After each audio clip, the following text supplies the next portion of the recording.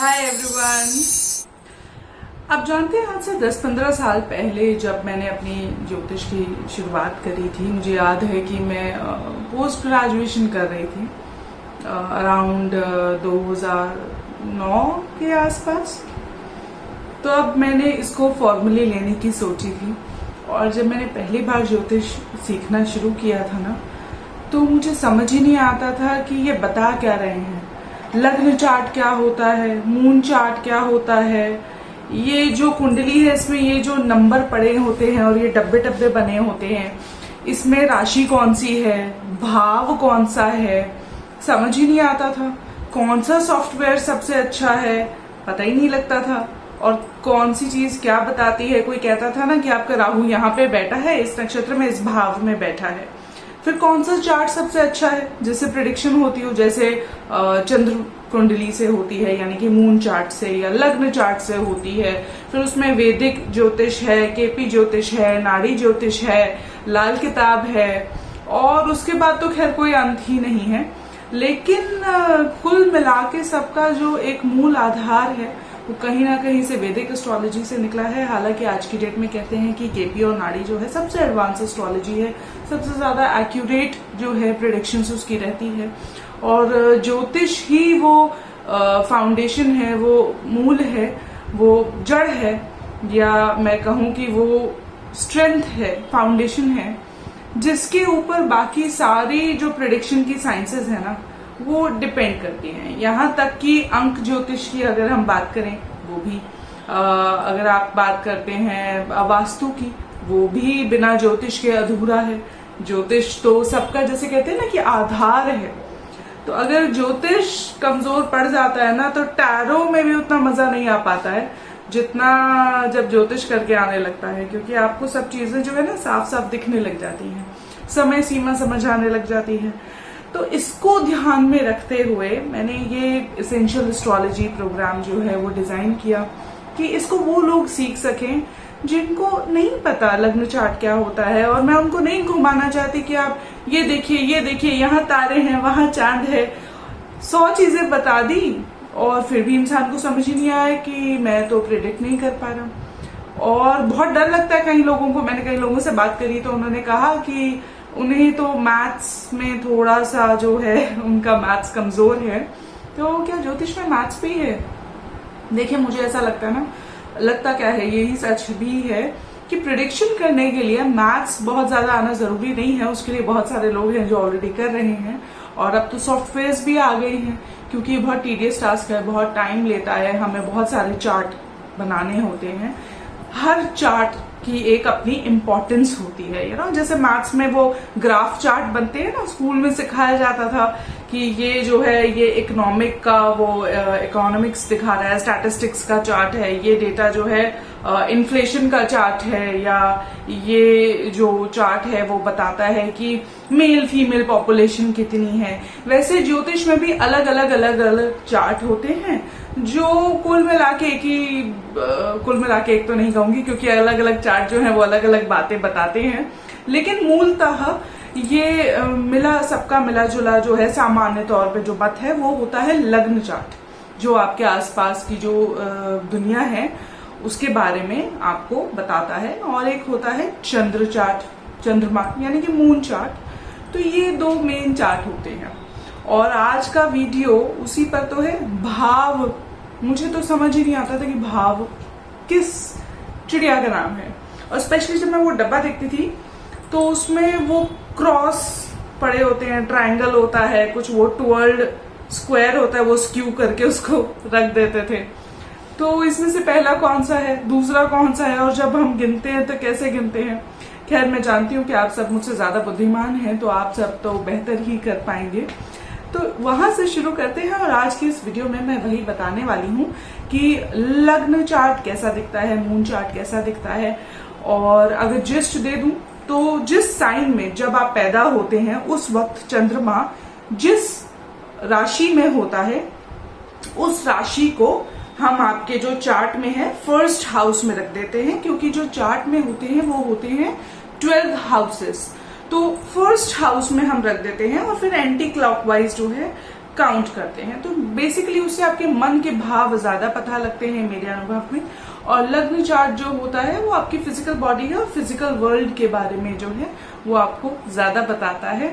और इस वीडियो को मैंने 2 या 3 भागों में रखा है, क्योंकि मैं एडिट खुद कर रही हूँ और आजकल सीख भी रही हूँ।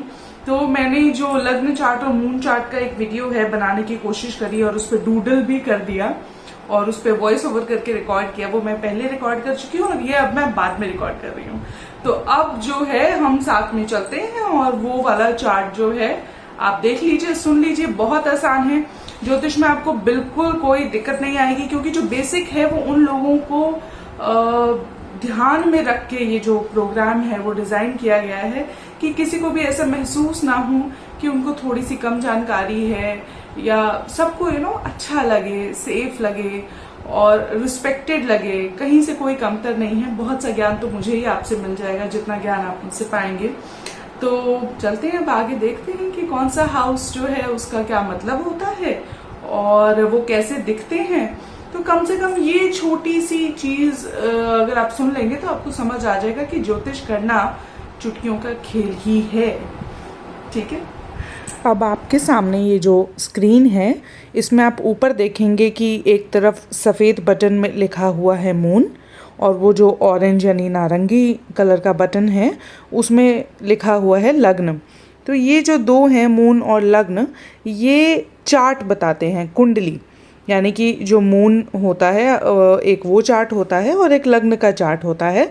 फिलहाल इस कुंडली के स्टाइल को, ये जो आपको कुंडली का चार्ट दिख रहा है, ये नॉर्थ इंडियन स्टाइल ऑफ कुंडली का चार्ट है।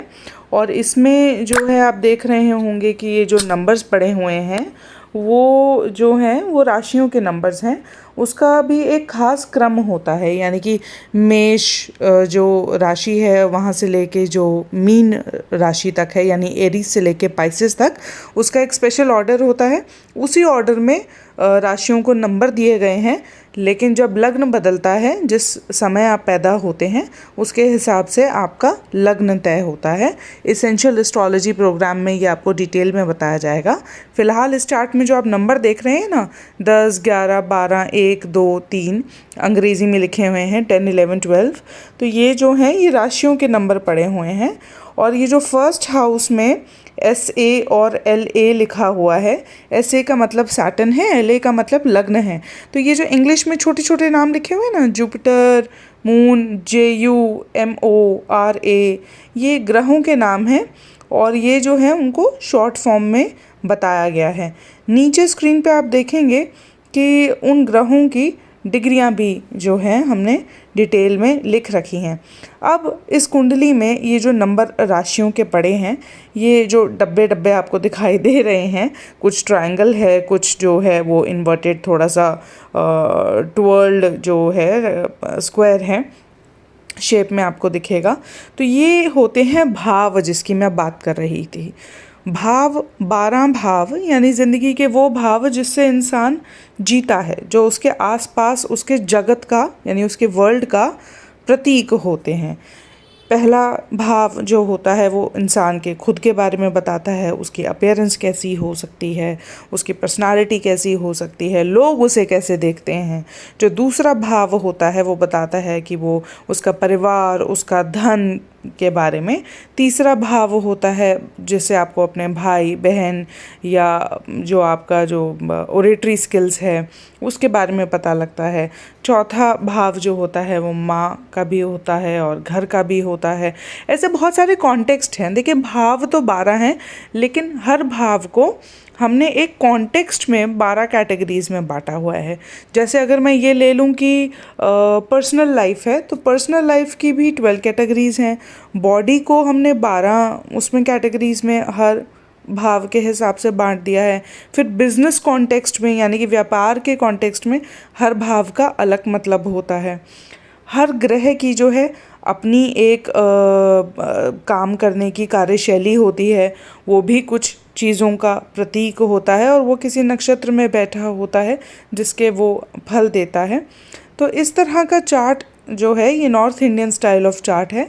जब आप एसेंशियल एस्ट्रोलॉजी प्रोग्राम में आएंगे तो आपको दिखेगा, और आप देख के, अब मुझे लगता है कि इस वीडियो में आपको इतना क्लियर हो गया होगा कि देख के डरेंगे नहीं कि ये जो भाव हैं और इसमें राशियाँ पड़ी हैं और इसमें प्लैनेट्स के नाम शॉर्ट फॉर्म में लिखे हुए हैं। मैं कोशिश करूँगी कि वीडियो में अभी जैसे मैं वॉइस ओवर कर रही हूँ तो डूडल करके मैं आपको इसमें पिन चिन्हित करके भी दिखा दूँ कि ये मेरे कहने का मतलब था, ताकि आप उसको जो है बेहतर समझ सकें। और ये जो भाव हैं, एक बार आप ये समझ गए तो प्रिडिक्शन करना आपके लिए जो है ना चुटकियों का खेल हो जाएगा।